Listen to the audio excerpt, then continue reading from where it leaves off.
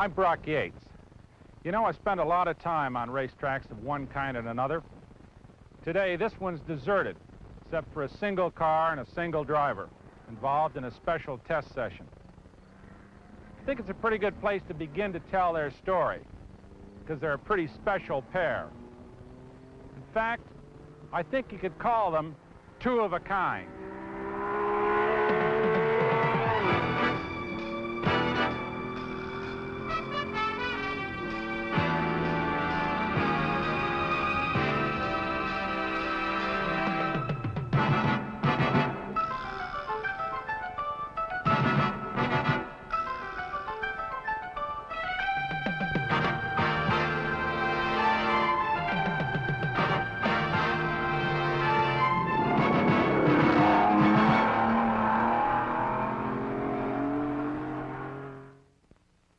Two of a Kind, the Trans Am Champions, is brought to you by MG and Triumph Sports Cars and Quaker State Oil.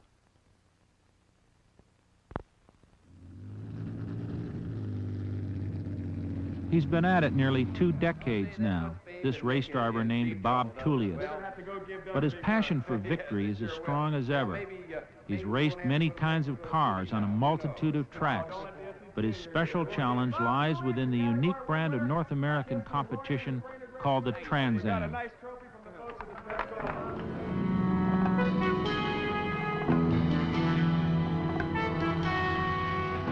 This is a series of road racing events intended to bring American-made sporting machinery like Corvettes and Camaros into competition with European GT cars like Porsches and Jaguars. It's a series with a long and dramatic history, including such heroic names as Mark Donohue, Dan Gurney, Peter Revson, and Parnelli Jones, as well as the man who won at Sebring in the spring of 1966, the first Trans Am ever, Bob Tullius.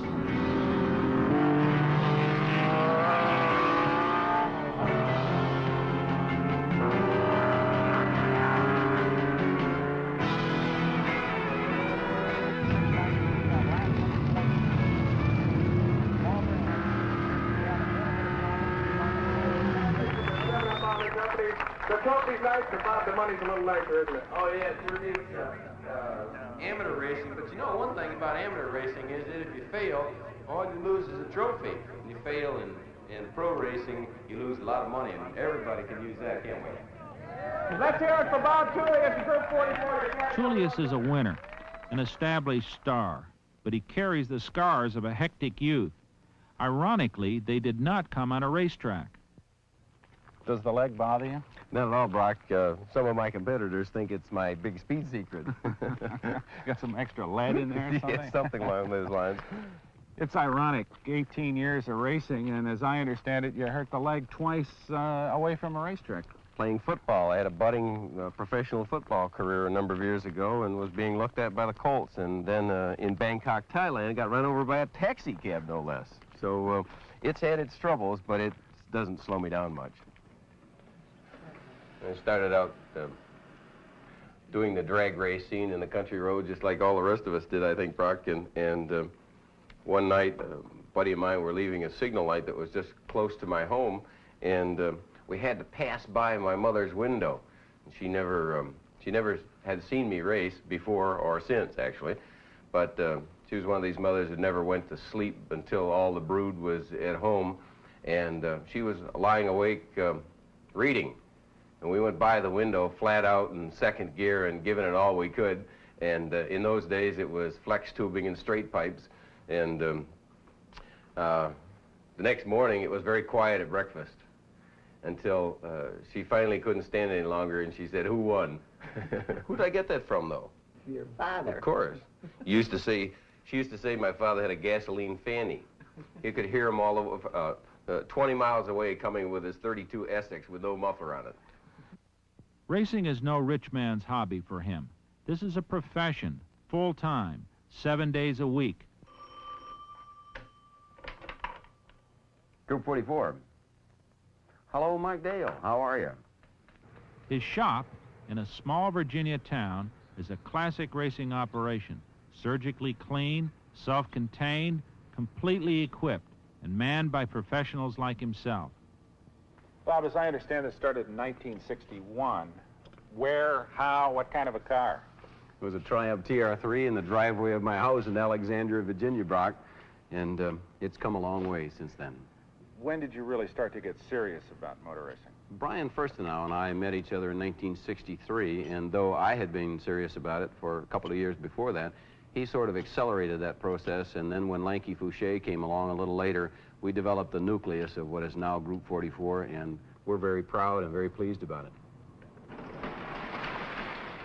Like all successful racing operations, Tulius Group 44 team spends a great deal of time in private test sessions.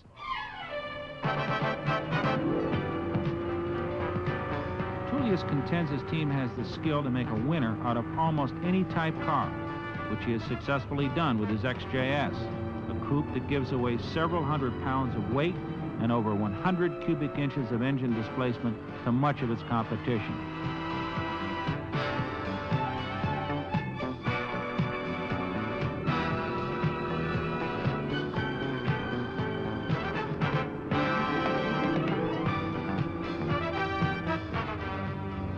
Lap after lap unwinds. Chassis and engine adjustments are made. Speeds increase. Like a thoroughbred horse, the car is being exercised to a state of total readiness for the next race.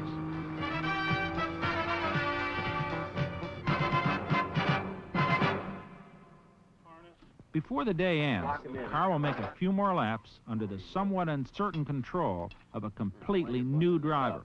If you can look over there on your right, you'll see a whole bunch of switches, half of which I'm not sure what they are, but the three on the right are essential. Okay. The first one is the fuel. The second one is... Yeah. Yeah. Second one is the diff pump, and the third one is the water cooling for the brakes. Okay. You won't really need the water cooling for the brakes, but the other two might be of some value to you. Pedals are in the standard places. Right's go, left is clutch, and stop in the middle. Uh-huh. Yeah. Thank you very much. If I crash, I'm going to remember that. Okay. You want your hat? Okay, you got your hat. I know you've driven some Trans Am cars in your time. In fact, I saw you coming somewhere out of MIS, out of a big mud puddle with the pollywogs dangling out of your ears. Mud, yeah, one of my better moments. But you'll be surprised. It's too bad that we don't have the time for you to take it out and really wring it out, get used to it, and get a good feel of it, because you probably you'd be excited about it. Super piece. Well, give it a whirl, hey? What pressure should read what? Oh, it'll be all right. Okay. Don't worry about it. Okay. Up on the chrome one.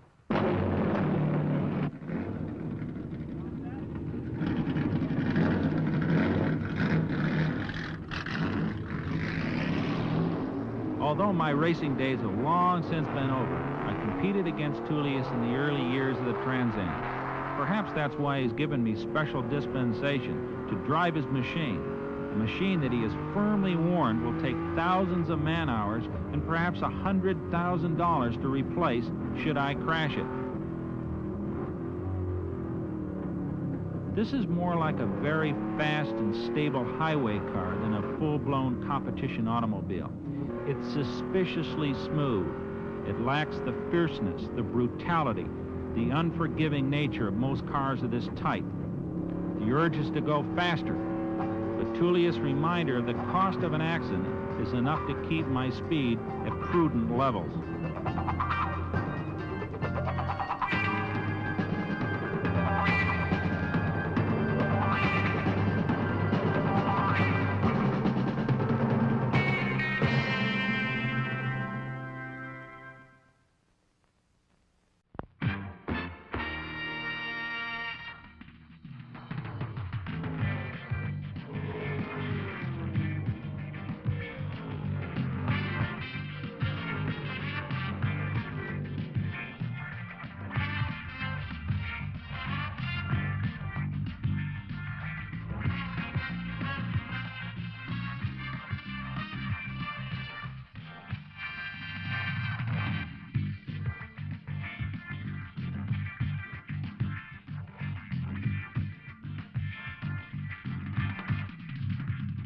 The Road America track at Elkhart Lake, which meanders over the rolling hills of Wisconsin, is is one of the oldest venues for road racing in the United States.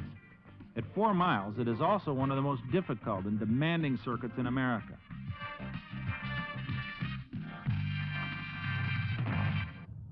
This race, the 8th of the Trans Am schedule, sees Tulius seeking his 5th victory in a row in an effort to repeat as Category 1 champion. As usual, Tulius' competition comes in the form of hordes of Corvettes. In fact, of the 64 competitors he will face during the course of this season, over half will be Corvettes. I feel faster now than I did when I was younger. That may be a rationalization, but in the Trans Am series this year, I raced against a lot of younger guys, and I don't think my car's anywhere near as fast as some of those guys that I ran against. Bob's a great racer. He gets the ultimate out of a car as well. He has an analytical mind in the car, and he's constantly thinking all the while, which is a great attribute as a driver. Group 44 is as fine as you're going to find in the country, and I don't care if it's on the level of USAC or Can-Am, or I think that crew could probably go to Europe and handle a Formula One effort. I'm sure that if I had a problem, even though they don't carry Corvette spares, but if I had a problem that Lanky could help, I'm sure they'd be right here in the pits with their equipment helping me out. I just know that from running with them and pitting with them.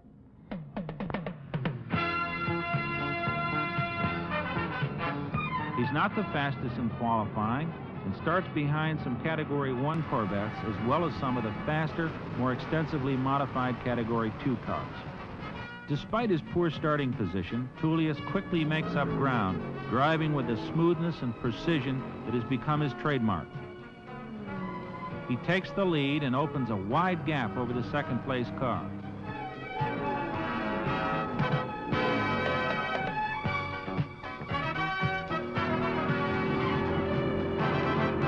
They're two of a kind, two against the rest.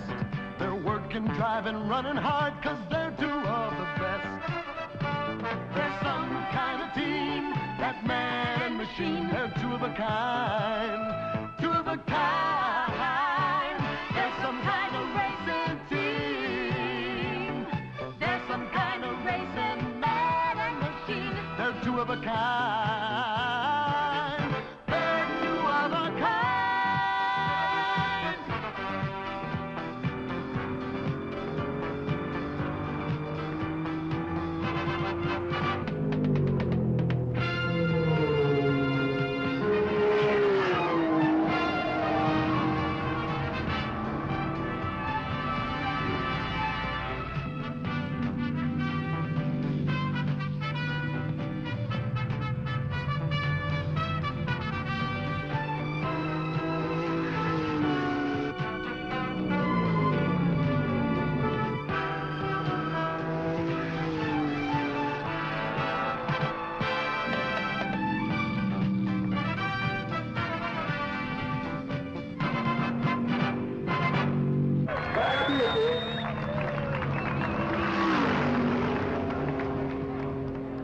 He wins the Category 1 race by over a minute. The victory clinches his second consecutive Trans Am driving championship. Moreover, it places him in an excellent position to collect for the first time the manufacturer's championship for Jaguar. This is the best lap of the race because you get a chance to look at all the pretty girls and wave at all the corner workers, many of which I know. Bob, you're like a machine. You just keep clicking it off, steady as a rock. Well, you never win the race in the first lap, and you know that qualifying thing is just a battle. We just concluded the war, and the results stand. You got the championship 2 years running now locked up. Going to tell us about next year? You going to come back and do it again? Well, that's hard to say. You know, the bosses tell us what to do in that regard. And we'd like to come back. The Trans Am is a great series, absolutely great series. It's the best GT series going in the world. And with just a little polishing of rough edges, Mr. Anderson and Mr. Martin, we can have by far the greatest road racing series that ever walked on this earth. Bob Tullius, again, congratulations. You won the race, you won the championship.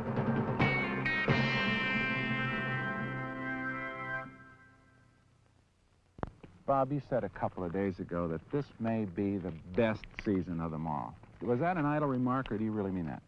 Not really. I really mean it. Mostly because, Brock, as you're aware, we've known each other a long time.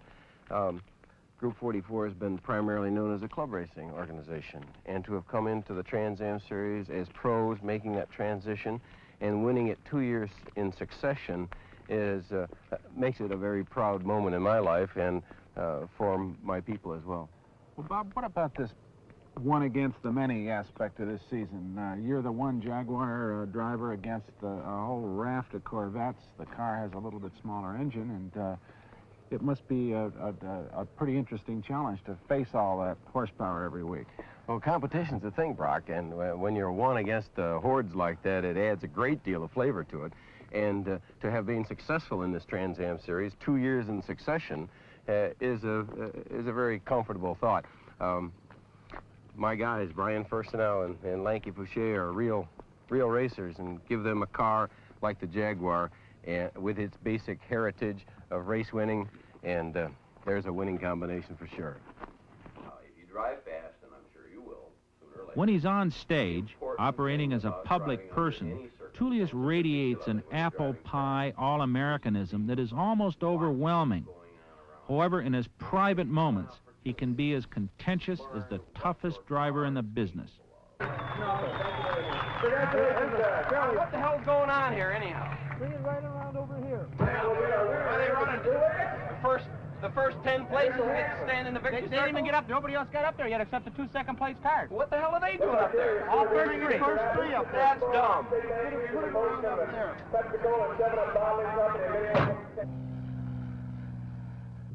There are very few frills in Bob Tullius' life. Even his airplane is a tool. He uses it constantly for business appointments and personal appearances, and it carries the crew to races even when it involves a transcontinental flight to a faraway race in Laguna Seca, California.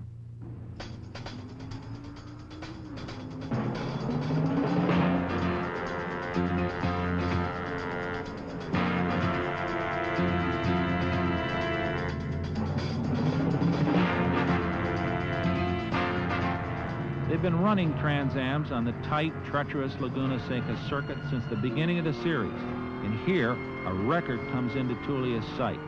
If he can win the next 2 races, here and in Mexico City, he'll tie the all-time record for consecutive Trans Am wins set by the late Mark Donohue in his Camaro during the 1968 season.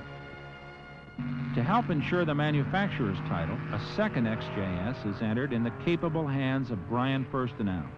Well, Ingles has definitely cost himself some time. Ingles now back to 14 8/10 seconds on that spin. 14 8/10 of a second still. Second in Category 1 class, but a considerable drop. He had real Julius in to within 4.5 seconds. Dropping back now to 14 seconds. Just about a 10-second loss in time. When Ingles in car number 80 spun it. Dick Ingles trying to catch Bob Tullius, the machine. The man who never seems to make a mistake in a race car. Tullius not always the fastest in that Group 44 Jaguar, but the checkered flag falls usually in the winner's circle. Very methodical, a very precise, a very consistently fast driver.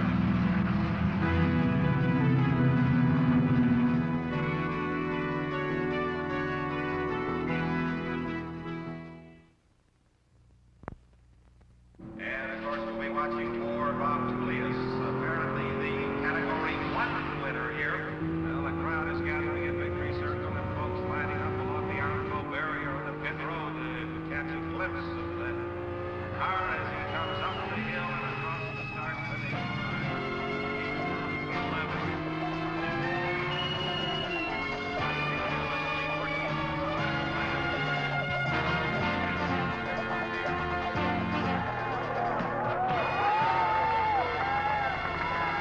He wins again at Laguna Seca, his 6th straight, setting the stage for a record-setting victory effort at Mexico City. Furstenau's 3rd place finish in Category 1 puts Group 44 within a whisker of winning the Manufacturers' Championship. You know, Bob, look at the house up there and the front porch, and it doesn't have a rocking chair on it yet, but you got to think about it. You've been around a while. Do you ever think or contemplate the day when you're going to have to pack it in and stop driving? No, I never give that a thought, Brock. It has never occurred to me. I shouldn't say that in all honesty, because after having done it for 18 years, you think about someday, everybody retires someday, I suppose. But I don't think of it. This is a sport that is a mental study in mental concentration, much more so than it is physical. I think Janet Guthrie proved that. I think I'm going to race until I'm 60 years old because I have the mentality to do it. And I think I've learned to control my physical output to a point where I can be comfortable in a race car, and I don't think age is a factor. The Group 44 victory in the final Trans Am of the season in Mexico City clinched the Manufacturers' Championship for Jaguar. And by winning the final 2 races of the season, Tulius tied Mark Donohue's 1968 record of 7 consecutive Trans Am victories. Tulius' second straight Trans Am championship brings Group 44 its 13th major Sports Car Club of America national championship.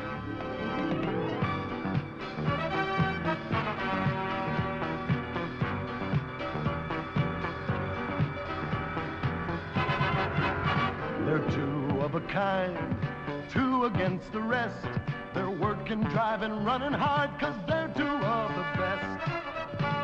They're some kind of team, that man and machine. They're two of a kind, two of a kind.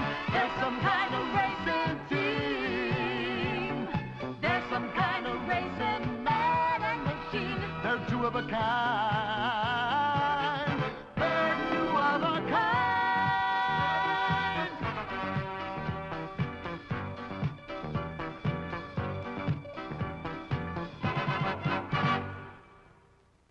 Two of a Kind, the Trans Am Champions, has been brought to you by MG and Triumph Sports Cars and Quaker State Oil.